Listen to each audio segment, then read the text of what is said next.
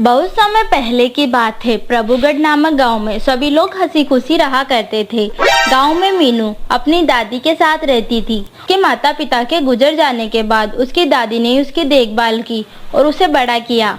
गांव में सब लोगों को छोड़कर सिर्फ मीनू का परिवार ही सबसे गरीब था।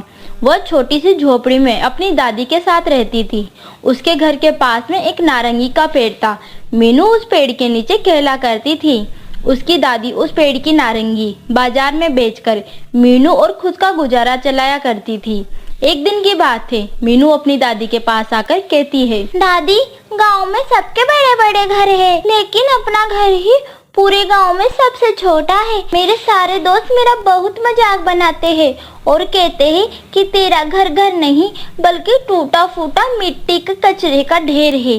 दादी, मुझे भी उन लोगों की तरह बड़ा घर चाहिए। मेरी प्यारी गुड़िया, अपने पास इतने पैसे नहीं हैं कि हम लोग पक्का मकान बना सके। हम लोग 2 टाइम का खाना भी बड़ी मुश्किल से खा पाते हैं। और बेटा, मेरी इन बूढ़ी हड्डियों में इतनी ताकत भी नहीं है कि मैं बाहर जाकर काम कर सकूं।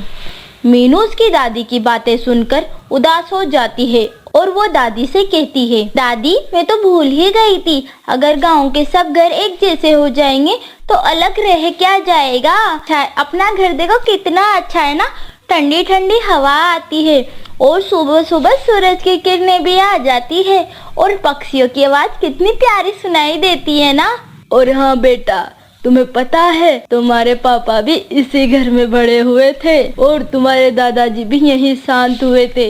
इस घर से मेरी बहुत सारी यादें जुड़ी हुई है मेरी प्यारी बेटी। दादी की ये सब बातें सुन मीनू खुश हो जाती है। ऐसे ही दादी पोती हंसी खुशी रहती है।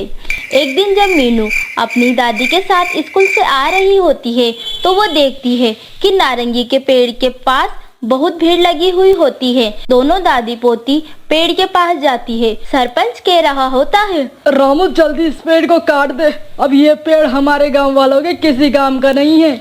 जल्द ही हमारा ये गांव शहर की तरफ विकसित हो जाएगा। सरपंच साहब, आप इस पेड़ को क्यों काट रहे हो? इस पेड़ से गांव वालों की और मेरी बहुत सी यादें जुड़ी हुई है।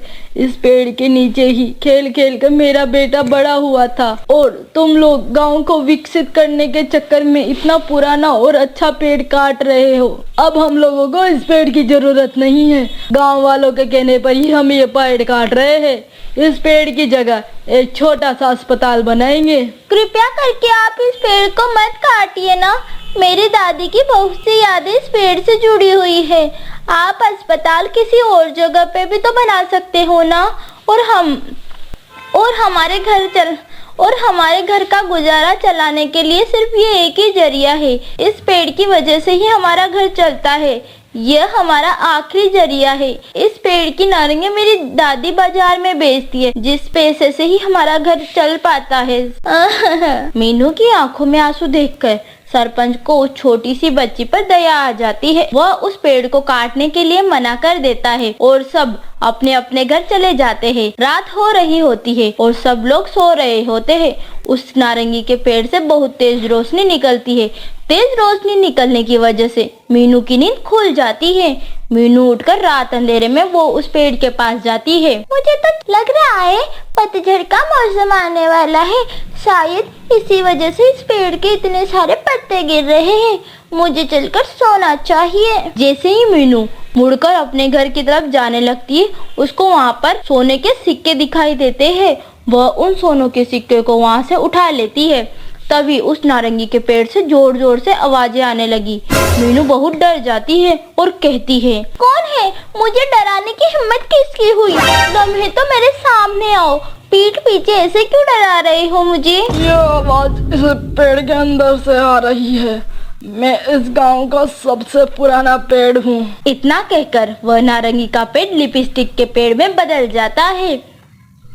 मीनू बेटा, परीलोक की परियों ने मुझे जादुई लिपस्टिक होने का वरदान दिया है। आज तुम्हारी दादी ने मेरी जान बचाई है। तुमने मुझे काटने से बचाया है। मैं तुमसे बहुत खुश हूँ। तुम बताओ तुम्हें क्या चाहिए? मैं तुम्हारी हर इच्छा पूरी कर सकता हूँ। पेड़ जी, वैसे तो मेरी दादी कहती है कि हमें हर चीज पाने के लिए मेहनत करनी चाहिए, लेकिन मेरे भी एक सपना है। कि मेरा भी इन गांव वालों की तरह बहुत बड़ा घर हो और आलीशान भी हो। मैं हर दिन नए नए कपड़े पहनूं और अपने दोस्तों की तरह स्कूल में अच्छा अच्छा खाना लेकर जाऊं और पेट भरकर रोज खाना खा पाऊं। क्या आप मेरा घर भी गांव वालों की तरह आलीशान और बहुत बड़ा बना दोगे?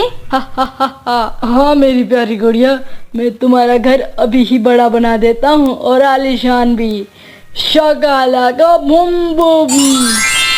और मीनू का छोटा सा घर बहुत बड़े आलीशान घर में बदल जाता है। मीनू लिपस्टिक के पेड़ को धन्यवाद देकर वहाँ से सोने के सिक्के लेकर चली जाती है।